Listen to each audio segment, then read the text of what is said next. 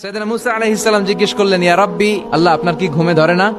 আল্লাহ বললেন, কোনো কথা বলা যাবে না, দুইটা গ্লাসের ভেতরে পানি নাও, পানি ভর্তি গ্লাস নিয়ে তুর পাহাড়ের উপরে দাঁড়াও। সাইয়েদনা মুসা আলাইহিস সালাম দাঁড়ালেন। আল্লাহরে আবার জিজ্ঞেস করলেন, আল্লাহ আমি জিজ্ঞেস করলাম কি আর আপনি করতে বললেন কি?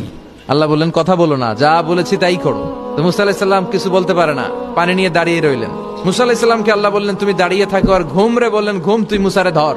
ঘুম যে এবার সাইয়েদনা মুসা আলাইহিস সালামকে ধরেছে। উনি ঘুমের ধাক্কায় আর থাকতে পারেন না, একবার ডানে যায় আরেকবার বায়ে যায়। ঘুমের ধাক্কায় হঠাৎ করে কাত হয়ে পড়ে যায় আর গ্লাসগুলো মাটিতে পড়ে খান খান হয়ে ভেঙে যায়। আল্লাহ ডেকে বললেন, মুসা বেশি কিছু হেফাজতের তো দায়িত্ব দেই নাই, শুধু দুইটা গ্লাস হেফাজতের দায়িত্ব দিয়েছে। ঘুমের কারণে এগুলোর হেফাজত করতে পারো নাই, ভেঙে খান খান হয়ে গিয়েছে। আমি যদি তোমাদের মতো ঘুমিয়ে যেতাম তাহলে পৃথিবীর সাথে সূর্য লেগে, সূর্যের সাথে চন্দ্র লেগে গোটা মহাবিশ্বটা এভাবে গ্লাসের টুকরার মতো খান খান হয়ে যেত রে মুসা।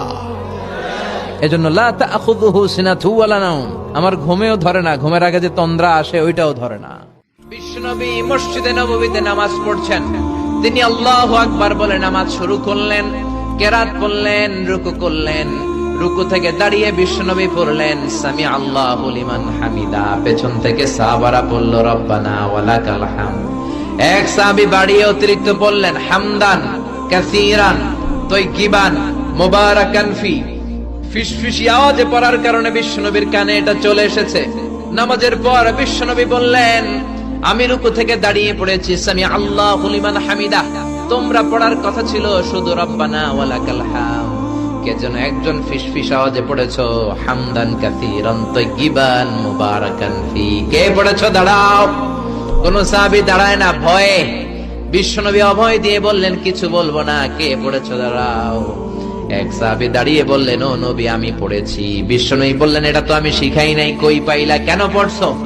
সাহাবী বলে, নবী গো, আল্লাহর তাসবিহ অল্প পড়লে আমার পোষায় না, এই জন্য আমি একটু বাড়িয়ে পড়েছি। আল্লাহু আকবার। বিশ্বনবী বললেন, ভয় পেও না, বিচলিত হয় না, নামাজরত অবস্থায় আমি দেখেছি বিদআউ ওয়া সালাসুনা মালায়েকা, 30 জনেরও বেশি ফেরেশতা তোমার এই অতিরিক্ত তাসবিহর সওয়াবটা কে লিখে লিখে আল্লাহর দরবারে পৌঁছে দিতে পারে, তারা আকাশের মধ্যে কে আগে নিয়ে যেতে পারে প্রতিযোগিতা করছিল। পৃথিবীর কোন দরজা 24 ঘন্টা খোলা থাকে না। রাত 3টার দিকে যদি আপনি উঠে জায়নামাজটা বিছিয়ে যে ভুলটা করছেন ওটা স্মরণ করে চোখের পানি ছেড়ে মাফ চান, ক্ষমা করবেন না তিনি? হ্যাঁ, ক্ষমা দেওয়ার জন্য তিনি বসে আছেন। এজন্য ভুল হইলে আমরা পড়বো আস্তাগফিরুল্লাহ। কি পড়বো? পড়েন আস্তাগফিরুল্লাহ রাব্বি মিন কুল্লি যামবি ওয়া আতুবু ইলাইহি। পড়েন আস্তাগফিরুল্লাহাল্লাযী লা ইলাহা ইল্লা হুয়াল হাইয়ুল কাইয়্যুম ওয়া আতুবু ইলাইহি। এটা পড়ে আল্লাহর কাছে ফিরে আসবেন, অনুতপ্ত হবেন, আল্লাহ ভুল করে ফেলেছি, আল্লাহ তুমি ক্ষমা করো, আল্লাহ তুমি ক্ষমা করো, আল্লাহ আমরা ভুল করে ফেলেছি। ভুল সবাই করে, কে না করে? হ্যাঁ, কুল্লু ইবনে আদম খাত্তা। বিষ্ণু বলেন তোমরা সবাই ভুলকারী, ওয়া খায়রুল খাত্তাইনা আত-তাওয়াবুন, এই ভুলকারীদের মধ্যে শ্রেষ্ঠ যে ভুল করেই তওবা করে।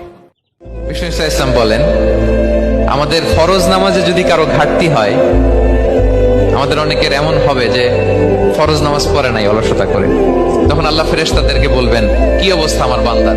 বলবে, আল্লাহ অনেক ফরজ নামাজের তো ঘাটতি দেখা যাচ্ছে।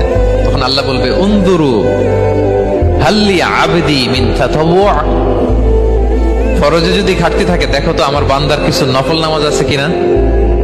ফেরেশতারা এবার খুঁজে দেখবে, হ্যাঁ এই বান্দার অনেক নফল নামাজ আছে। তখন আল্লাহ বলবে, ঠিক আছে, এই নফল গুলোরে ফরজের ভেতরে ঢুকাইয়া মেকআপ করে দাও। তাহলে বলেন, নফল ইবাদতের দরকার আছে না নাই?